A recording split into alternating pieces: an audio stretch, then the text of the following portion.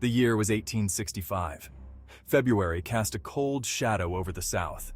The Confederacy was on its last legs, but the fighting spirit of its soldiers remained unbroken. Union General Judson Kilpatrick, a man known for his audacity and his ruthlessness, rode at the head of a powerful cavalry column. His objective, the strategic town of Aiken, South Carolina. Kilpatrick, confident in his overwhelming numbers, anticipated an easy victory. He believed the Confederate forces to be scattered and demoralized. He underestimated the resolve of the men defending their homeland. He would soon learn the true meaning of Southern grit.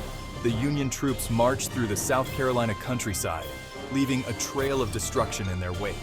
They believed victory was within their grasp, but in the small town of Aiken, a determined force awaited them. They were ready to make the Yankees pay for every inch of Southern soil. Confederate General Joseph Wheeler, a man known as Fightin' Joe for his tenacity and courage, commanded the defense of Aiken. Outnumbered but not outmatched, Wheeler rallied his men and prepared them for the Yankee onslaught. He knew Kilpatrick's reputation. Wheeler would use the element of surprise to his advantage. Wheeler's men, veterans of countless engagements, were battle-hardened and resolute. They knew the importance of Aiken. It was a vital railroad junction. They would hold it or die trying. The heart of the Confederate defense centered around a seemingly insignificant structure, a two-story yellow house. Positioned on a slight rise, it commanded a clear view of the roads leading into town. This house would become a symbol of Confederate resistance. As the first rays of dawn pierced the winter sky, the Union cavalry thundered into Aiken. They expected little resistance. They were met with a wall of lead. The defenders of the Yellow House poured a deadly fire into their ranks. Captain Knotman, a fierce and determined officer, commanded the defense of the Yellow House. His men, armed with Enfield rifles, were crack shots. They inflicted heavy casualties on the advancing enemy. The Union attack faltered. Kilpatrick, enraged by the unexpected resistance, ordered his artillery to open fire on the Yellow House. The ground shook as 59 shells slammed into the structure, but still, the Confederates held. Section 4. A town engulfed chaos and carnage in the streets of Aiken. The battle raged throughout the streets of Aiken. Confederate and Union cavalry clashed in a whirlwind of flashing sabers and roaring gunfire. Houses and businesses became battlegrounds. The air filled with the acrid smell of gunpowder and the anguished cries of the wounded. Wheeler, a whirlwind of activity, rallied his troops. He led charges, directed artillery fire, and plugged holes in his lines. He was everywhere, it seemed, inspiring his men by his example. The fighting was hand-to-hand, desperate and brutal. Every inch of ground was contested with a ferocity born of desperation. The fate of Aiken, and perhaps the Confederacy itself, hung in the balance. Section 5. Behind enemy lines, Ginger Lynn's vigil. In the heart of the besieged town, a young woman named Ginger Lynn waited and watched.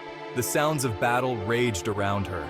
Ginger Lynn, a local seamstress known for her kindness and her courage, had refused to flee. She tended to the wounded in the relative safety of a sturdy saloon. With each volley of gunfire, Ginger Lynn's heart pounded in her chest. She prayed for the safety of the young men she had grown up with. She knew that the fate of her town and her own future rested on the outcome of the battle raging outside. Section 6. A desperate defense valor in the face of overwhelming odds.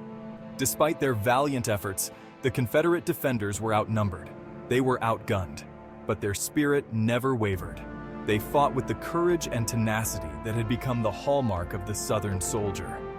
The Yellow House, battered and burning, was finally overrun, but not before its defenders had inflicted heavy casualties on the enemy. Captain Knotman and his men fought to the last. They became legends in the annals of Confederate history. As the sun began to set on the blood-soaked streets of Aiken, Wheeler realized that he could hold the town no longer. He ordered a strategic withdrawal. His men, exhausted but unbowed, melted away into the surrounding countryside. They lived to fight another day. Section 7. Wheeler's Triumph. A turning point in the Carolina campaign. Kilpatrick, though claiming victory at Aiken, had paid a heavy price. His casualties were high. His advance was delayed. Wheeler's determined defense had bought precious time for the Confederacy. It had shown the North that the South would not be easily subdued. The Battle of Aiken, though a tactical defeat for the Confederacy, was a moral victory. It demonstrated the unwavering spirit of the Southern soldier. It served as a reminder that even in the waning days of the war, the South would continue to fight for its independence. The echoes of that fight still resonate today, a testament to the courage and sacrifice of those who fought and died at Aiken.